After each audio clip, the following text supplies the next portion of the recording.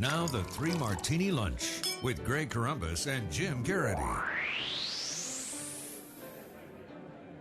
And welcome, everyone, to the Wednesday edition of the Three Martini Lunch, along with Jim Garrity of National Review. I'm Greg Columbus of Radio America. Jim, of course, is also the author of The Weed Agency, which is available in bookstores June 3rd. It's available for pre-ordering right now, so make sure you do that. We'll be talking more about that as we get closer to publication date. Jim, I believe we need to add a second good martini today because we had no good ones yesterday, and so we're going to have two today. Starting with the Nebraska Republican Senate primary, the National Review cover non-jinx holds again. I don't know what the opposite of jinx is, but blessing perhaps. Ben Sasse easily wins the Nebraska Republican primary. He was nearly at 50% in a five-way race. The next closest was around 22%. So as you put in the Morning Jolt today, this was pretty much the race in Nebraska. It's going to go Republican unless something really bizarre happens between now and November.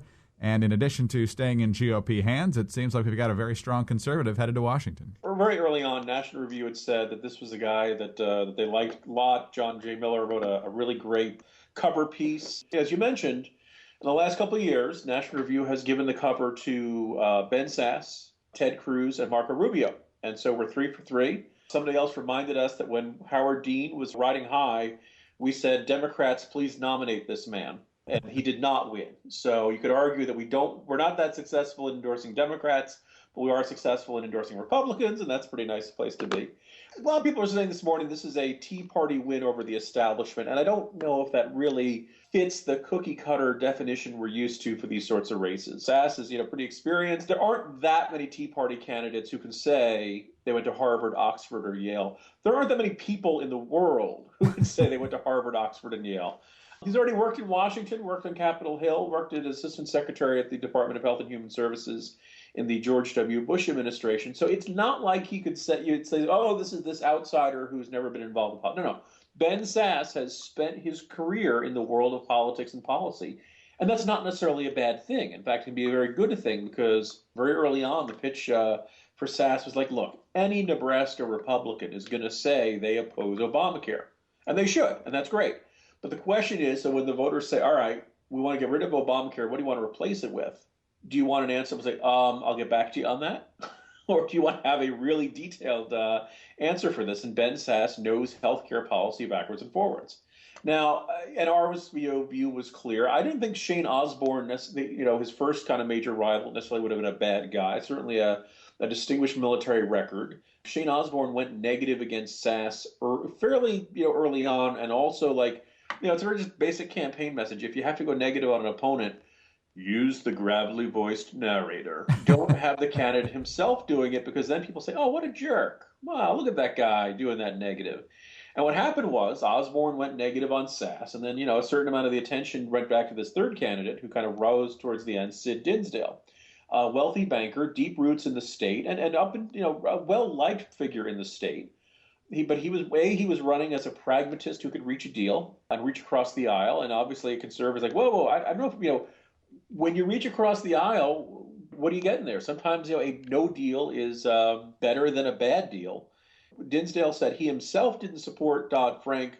There's quite a bit of evidence piling up that his bank supported Dodd-Frank, and a lot of people kind of said, his denial seemed a little sketchy there, but it's all became very moot. This looked like it was going to be, according to the polls, a very close race. It turned out to be not that close at all. Sasse is obviously an extremely heavy favorite for the November election, and he should be in that Rubio-Cruz solid conservative mold, but knowing healthcare policy backwards and forwards, and that seems like a good guy to have in the Senate, starting in January 2015. All right, Tropical Chaser now. It was just a few weeks ago that we were closely watching the Florida special election, the 13th congressional district for that open seat after Bill Young died last year. The Democrats put up their 2010 gubernatorial nominee, Alex Sink. She was considered a favorite by many. David Jolly, who was certainly not an unflawed candidate, was able to win that narrowly. Democrats rolled up their sleeves. They were so ready to win this back in November. Oddly, they kind of kept Democrats out of the field and instead tried to get this former Republican guy named Ed Janey to run as a no-party affiliation, kind of a stealth Democrat in the race. He got in the race. We're now past the filing deadline. And then Ed decided, you know what? I'm just too busy. I can't run. So as Roll Call puts it, apparently Democrats are determined to challenge the old political axiom, you can't beat somebody with nobody. Safe Republican. So, Jim, that saves a lot of money for the NRCC and other conservative organizations to fight the battle elsewhere. Yeah, although let's point out, the reason they say you can't beat somebody with nobody is because nobody is not usually listed on the ballot. The only thing I'm going to add here is that apparently somebody, it was National Journal or somebody had said, this is the biggest mistake Democrats have made in any race in 2014. And I suppose that could very well be the case, but year's kind of young, isn't it? It certainly is. May. They'll make bigger mistakes. They'll have bigger regrets, November's a long ways away. So David Jolly was just born under the right sign of some kind. He's just got some lucky horseshoe in his pocket because he keeps getting one problem for Democrats after another. And you know what? Look, David Jolly, you've been given a good opportunity. Earn the people's respect, earn the people's trust, and maybe you'll end up being more than a one-term wonder or 1.5-term wonder and become a much better congressman than a lot of people expected going in. On to the bad martini now, and this comes from Reuters. Russia is to deny the U.S. future use of the International Space Station beyond 2020 and will also bar its rocket engines from launching U.S. military satellites as it hits back at American sanctions imposed over the Ukraine crisis. Russia's Deputy Prime Minister Dmitry Rogozin announced a series of punitive measures on Tuesday against the U.S. in response to sanctions imposed after Russia annexed Crimea. The two countries have long cooperated closely on space exploration despite their clashes in foreign policy.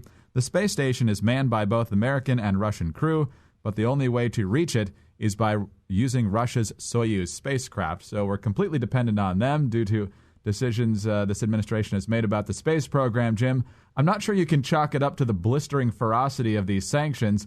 What it shows is that when you're dependent on others for critical programs like the space program, you put yourself in a bind sometimes. I understand we live in an era of budget priorities, and we on the right have said, look, the government's got to spend less, it's got to tax less, we've got to reevaluate what the government does. But you know what? Being able to send stuff into space, first, like one of the few government duties that are cool. It doesn't, it's not sending checks. It may not be as much, guarantee as many votes as an entitlement program. But it, besides the, obvious national pride ramifications, they all, you never know when you might need to send something up there. Whether we need to send Bruce Willis up there to stop an asteroid or, do something for our national security, various space command and all that stuff we have with the Air Force. So when as soon as the cutbacks to NASA came through, there's kind of this sense of like, look, that's not what most people really roll their eyes about. People say, oh, we can spend the money better here on Earth. Well, look, we got Tang, Velcro. We get all this kind of strange stuff we didn't think we were going to get. Freeze-dried ice cream, NASA comes up with all kinds of fun stuff for what we spend for it. It didn't really seem like a lunatic way to spend money. Here we are, and now all of a sudden we're seeing the consequences of this. And, just why did we ever rely on the Russians? Why, Greg? Why? Did we learn nothing from the Hunt for Red October? When these guys require a plan for you-know-what, the idea of them forever being our ally and forever being pliable to our wishes is not terribly likely.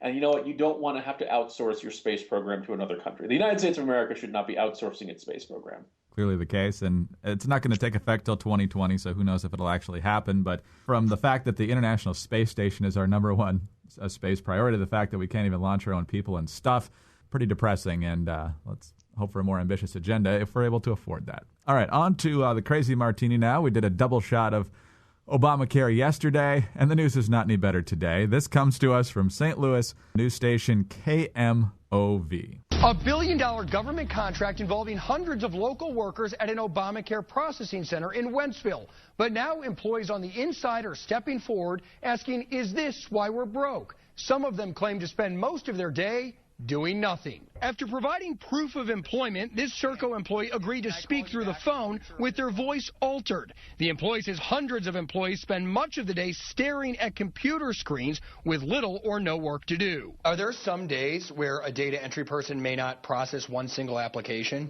There are some weeks that the data entry person would not process an application. If you couldn't understand that, he said some people go weeks without processing a single data application. So a lot of people just sit around at the most. They click refresh every once in a while. billion-dollar contract, Jim. My first question upon listening to that audio is, why did the Obamacare Navigator program hire Darth Vader? He just seems like the wrong person to have on the phone answering people's questions about the program. No, the Navigator program people have asked about for a really long time. Jillian Melchior has done some fantastic research on the kind of people who are getting hired by it, the kind of very iffy at best background checks that were being done. And now the question would be, how much were people going to need this and how much were people going to be spending on this, and was this going to be well-regarded expenditure, absolutely necessary, or was this kind of a make-work program, or was this kind of a system just for helping out Obama and the usual crew, Acorn under another name, and throwing around federal dollars to give people work in which they wouldn't be doing a lot of work at all? Well, here we are, and while I don't necessarily know if that's the case in every particular example, certainly in this case it indicates that taxpayers are not getting a lot for their money. That's not to say that it's unbelievably shocking, but it is kind of shows that this program is living up to the worst fears and frustrations and warnings of folks on the right. You could have sent something into space for that billion, There you go. Exactly. Could we send the Obamacare navigators up into space? Jim, depressing way to end the day, but at least we had 2 good martinis today, so that was exactly. A nice It balances out in the end. Absolutely. All right, have a great day. We'll talk to you tomorrow. See you tomorrow, Greg. Jim Garrity of National Review. I'm Greg Corumbus of Radio America. Join us again on Thursday for the next 3 Martini Lunch.